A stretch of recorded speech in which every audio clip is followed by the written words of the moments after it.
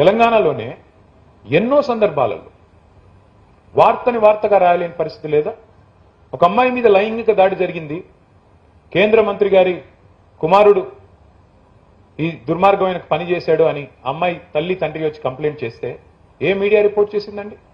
వారం రోజు సోషల్ మీడియానే లేకపోతే అమ్మాయికి న్యాయం జరిగే పరిస్థితి ఉందా? నేను మాట్లాడుతున్న మాట తప్ప? ఏ మీడియా లగచర్లలో గిరిజనుల మీద అకృత్యాలు జరిగితే ఏ మీడియా రాసింది? నేను ఈ మాట అంటున్నందుకు దయచేసి ఎవరేం అనుకోవద్దు. వాస్తవాలు చెబితే చేదుగానే ఉంటాయి. ఈ రోజున్న పరిస్థితుల్లో డైరెక్ట్గా శాసనసభలో బయట జర్నలిస్టుల పట్ల అసహనం వ్యక్తం చేస్తే కూడా ప్రభుత్వంలో ఉన్న పెద్దలు ఏ మీడియా ప్రశ్నించిందండి? హైదరాబాద్ సెంట్రల్ యూనివర్సిటీలో 400 ఎకరాల భూమి విషయంలో విద్యార్థులు కథం దొక్కేదాకా ఏ మీడియా రాసింది? ఎక్కడుంది పరిశోధనాత్మక జర్నలిజం? ఉందా? నేను ఈ మాట అంటే మీలో చాలా మందికి మళ్ళీ నాలో అహంకారం కనబడొచ్చు.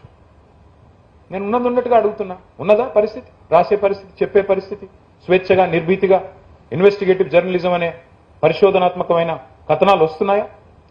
వాస్తవాలు చెబితే నచ్చవు. అందుకే తెలంగాణలోనే ఎన్నో సందర్భాలలో వార్తని వార్తగా రాయలేని పరిస్థితి లేదా? ఒక అమ్మాయి మీద లైంగిక దాడి జరిగింది, కేంద్ర మంత్రి గారి కుమారుడు ఈ దుర్మార్గమైన పని చేశాడు అని అమ్మాయి తల్లి తండ్రి వచ్చి కంప్లైంట్ చేస్తే ఏ మీడియా రిపోర్ట్ చేసిందండి?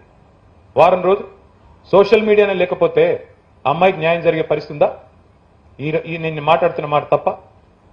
ఏ మీడియా లగచర్లలో గిరిజనుల మీద అకృత్యాలు జరిగితే ఏ మీడియా రాసింది? నేను ఈ మాట అంటున్నందుకు దయచేసి ఎవరేం అనుకోవద్దు. వాస్తవాలు చెబితే చేదుగానే ఉంటాయి. ఈ రోజున్న పరిస్థితుల్లో డైరెక్ట్గా శాసనసభలో బయట జర్నలిస్టుల పట్ల అసహనం వ్యక్తం చేస్తే కూడా ప్రభుత్వంలో ఉన్న పెద్దలు ఏ మీడియా ప్రశ్నించిందండి? హైదరాబాద్ సెంట్రల్ యూనివర్సిటీలో 400 ఎకరాల భూమి విషయంలో విద్యార్థులు కథం దొక్కేదాకా ఏ మీడియా రాసింది? ఎక్కడుంది పరిశోధనాత్మక జర్నలిజం? ఉందా?